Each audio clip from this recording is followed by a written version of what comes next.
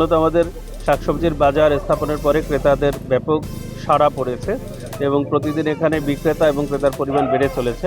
ক্রেতাদের চাহিদার প্রেক্ষিতেই আমরা নতুন কম্বো প্যাকেজ এবং আধা কেজির গরুর মাংসের প্যাকেজ আজকে নিয়ে এসেছি। আমরা এখানে 250 গ্রাম গরুর মাংস, 3 পিস মাঝারি আলু, 3 পিস পেঁয়াজ এবং কাঁচামরিচ সহ 200 টাকার প্যাকেজ দিচ্ছি।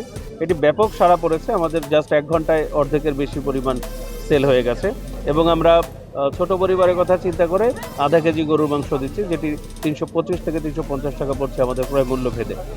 এবং আমাদের এইখানের